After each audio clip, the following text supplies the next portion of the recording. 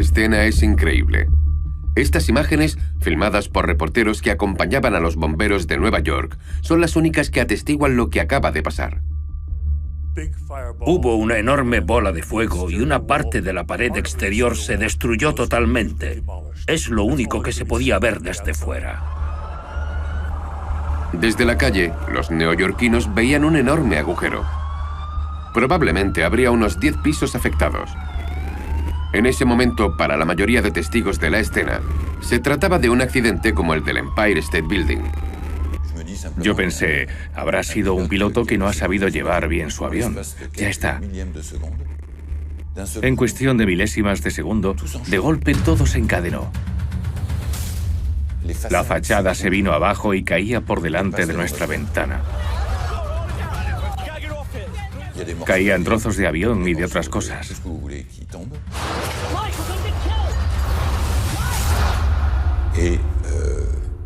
Y después del choque, y ese ruido terrible, el edificio empezó a moverse, pero muy violentamente. El edificio empezó a oscilar durante bastante tiempo. Fueron entre 1 y 2 minutos. Y había mucho ruido. Y como el acero es un material elástico, hubo un fenómeno de vibración que hizo que la torre oscilara. En la calle, los neoyorquinos asisten impotentes a la catástrofe sin sospechar que otro drama aún más aterrador estaba teniendo lugar en el interior del edificio. Lo que nadie sabía en ese momento era que el avión, un Boeing 767, había chocado contra la torre a casi 870 kilómetros por hora. Una velocidad suficiente para fragilizar la fachada y, por tanto, la solidez misma del edificio. Los daños provocados en la fachada se debieron a 2 factores, la masa y la velocidad. Eso crea energía cinética y es lo que rompe el acero. Las alas golpearon la fachada exterior, compuesta por columnas, y comenzaron a partirse en 1000 trozos. Así que el acero, el aluminio y todo lo que había dentro entró en el edificio. El avión atravesó literalmente el edificio entre las plantas 93 y 99. El impacto se centró en la fachada. El avión llegó prácticamente horizontal y chocó con el centro de la fachada. Hay que tener en cuenta que, además de la estructura externa, la interna también quedó afectada por el impacto. Las vigas internas fueron seccionadas o fuertemente deformadas y, por tanto, debilitadas por el impacto del avión. La fachada de acero aseguraba por sí sola el 40% de la solidez del edificio y el núcleo central el 60%, pero este también había sido alcanzado. 6 de los 47 pilares del núcleo central fueron seccionados y 3 estaban muy dañados.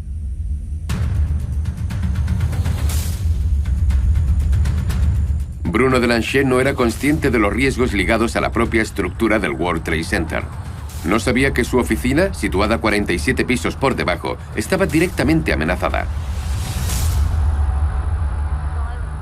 Yo pensé, bueno, no pasa nada.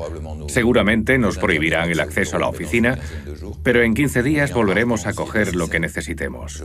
Cogí mi portátil, lo metí en un cajón y lo cerré con llave pensando, ya volveré. Y me fui.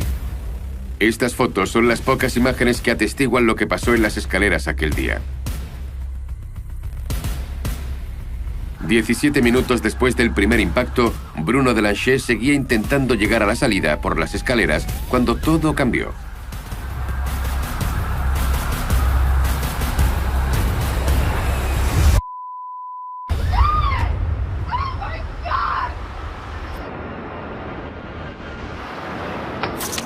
¡Bum! ¡Bum! De nuevo esa doble explosión, terriblemente fuerte. Nuestra torre había sido alcanzada por el segundo avión. El aire estaba lleno de ese polvo sucio, blanco, lleno de escombros. No había humo negro ni llamas, pero escupíamos ese polvo abrasivo.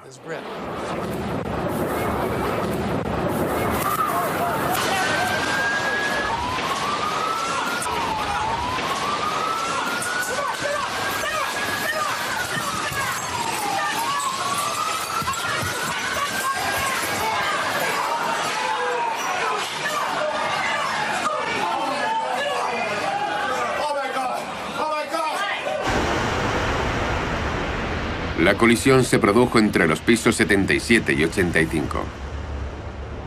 El drama tuvo lugar más abajo que en la primera torre, pero además el avión no chocó contra el edificio de la misma forma.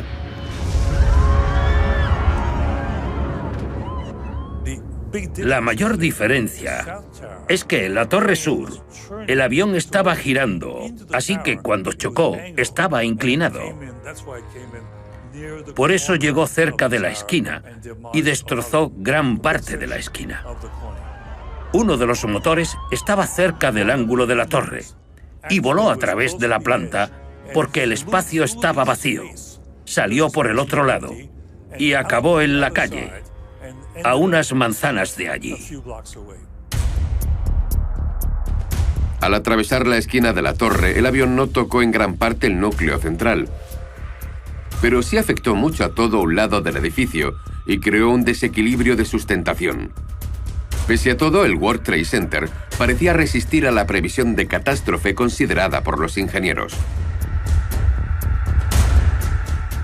Yo pensé que la torre se iba a caer. Puede parecer extraño, pero de verdad que lo pensé. Me sorprendió que las torres siguieran en pie después de esos enormes impactos y de esas explosiones.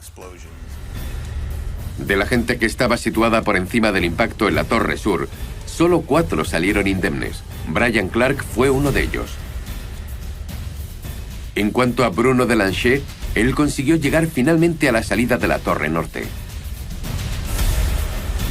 Pero había mucha gente atrapada, y lo que ocurriría después sería fatal.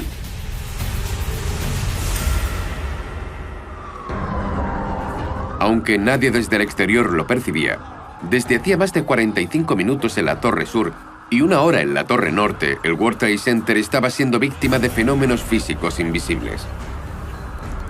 Cuando un material aumenta de temperatura, tiene tendencia a dilatarse. Así que el volumen aumenta.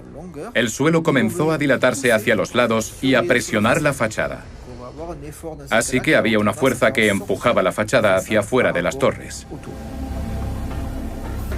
Mientras que unos pisos se dilataban, otros, por el contrario, se contraían.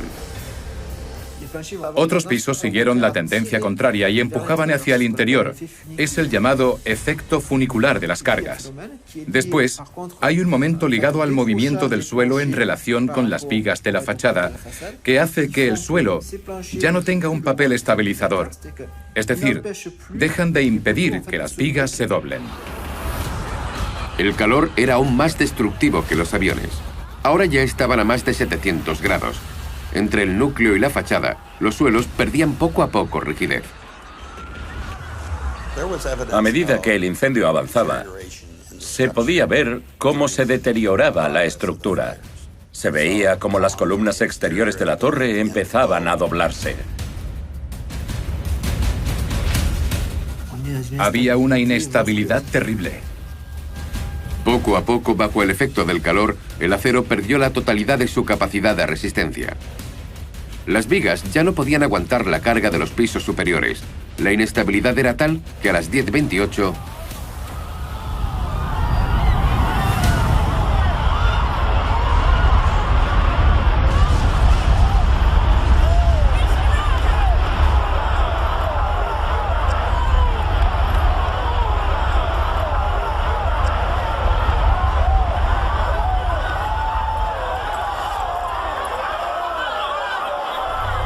La cima se movió un poco y después...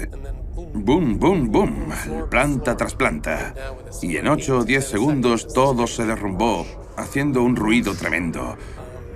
Era incomprensible. No tenía ningún sentido. En ese momento, empezaron a ceder varias columnas. Las que estaban en la esquina de la torre. Y de golpe, la torre empezó a doblarse por esa esquina y el resto del edificio empezó a hundirse porque los pisos caían unos encima de los otros, como en un derrumbe en cascada. El derrumbe fue casi como un castillo de naipes.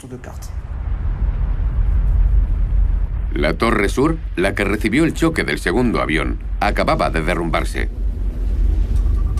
1 hora y cuarto después de la colisión del primer avión, la estructura de la torre norte, bajo el efecto del gigantesco incendio situado en la zona de impacto, no aguantó.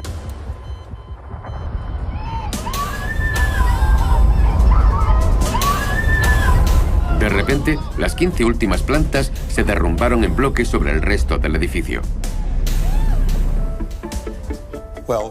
Finalmente, la estructura empezó a perder la capacidad de carga para mantener la torre en pie. Es algo que supera el entendimiento.